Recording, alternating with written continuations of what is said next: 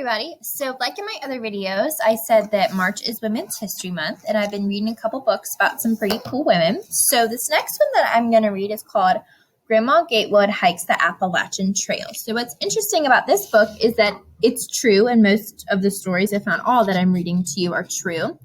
And so this is the story of a 67-year-old woman that hiked the Appalachian Trail, which stretches from Georgia to Maine. So literally pretty much all along the East Coast she hiked, which is just crazy.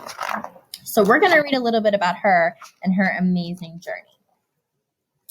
Between 11 children, the clothes to wash, the cows to milk, the garden to tend, the occasional tramp passing through to feed, and one husband, Emma Gatewood rarely got a break.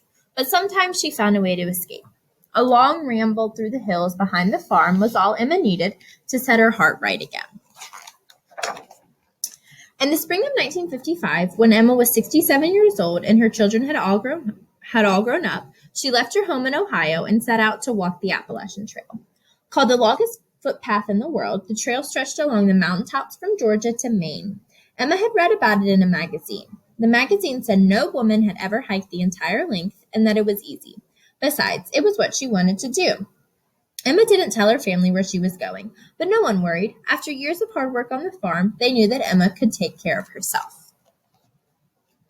So the Appalachian Trail is about 2,190 miles long and passes through 14 states. It follows the chain of mountains known as the Appalachian Mountains, which are over 480 million years old. It takes about 5 million steps to walk the entire trail. Emma wore canvas sneakers and carried a homemade sack, packed lightly. She ate berries from the side of the trail and drank from cold mountain springs. She rested under trees and on top of rocks, warmed by a fire.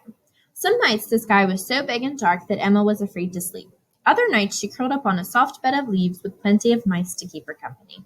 Emma hoped to avoid meeting a bear, but she did, once, and chased him off by hollering as loud as she could. The trail ran over hills, across streams, alongside roads, and through small towns. At times, the woods felt like a long, green tunnel. Sometimes Emma lost her way, but even without a map, she always found it back again. Some mountain farmers didn't know what to make of Emma, with her hair like a wild woman after days and nights on the trail, but most gave her supper and a cozy place to sleep. She often found the kindliest welcome from the poorest of families. Word traveled as she wound her way north, and Emma soon became known as Grandma Gatewood. Harper's Ferry, West Virginia, is headquarters of the Appalachian Trail Conservancy. For this reason, it is called the psychological midpoint of the trail. Emma scrambled up and down steep hills carved by glaciers that had melted millions of years ago. The trail wasn't quite as easy as that magazine article had said. For some fool reason, they've always led you right up over the biggest rock to the top of the biggest mountain they can find, said Emma. The weather turned from brisk and windy to hot and sticky and buggy. To soaking wet to sunny, sometimes within a few hours. But Emma kept walking. Some days were rather dull. Other days, the views went on forever. Pennsylvania is known as the state where boots go to die. Parts of the trail are covered with sharp rocks that are hard to walk on, called Felsmeer, which means sea of rock in German.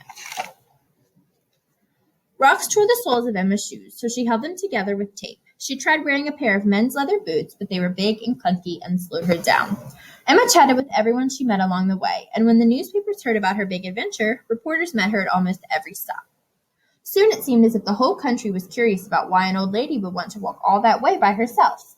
Emma answered just for the heck of it, and she kept walking. By late summer, Emma was over halfway done with the trail. She had no idea that a huge hurricane was racing up the East Coast. The writer Herbert Melville thought Mount Greylock looked like a great white whale in the wintertime. It inspired his famous novel, Moby Dick.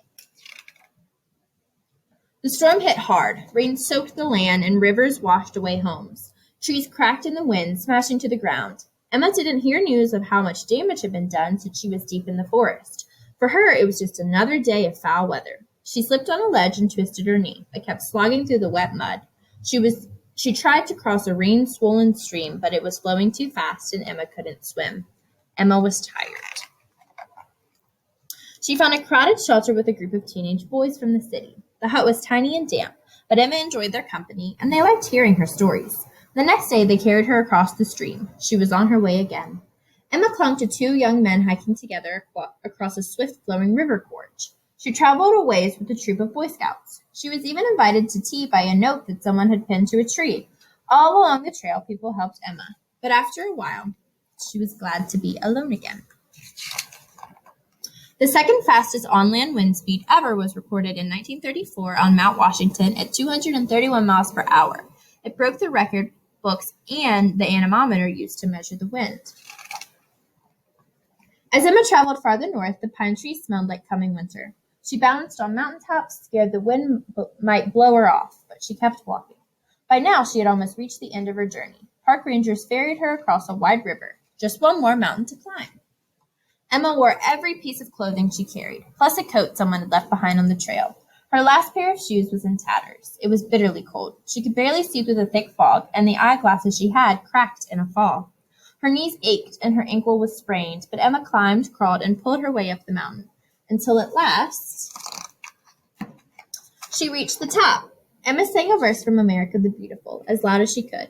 She set out to hike the entire trail by herself, and she did.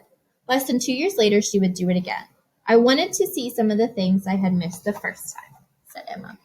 So that's pretty cool. She was an older woman who hiked a trail all the way from Georgia to Maine, and she was hiking all these crazy mountains, even with like a sprained ankle, and I'm sure she was very, very tired. So I think this is a super interesting and inspirational book.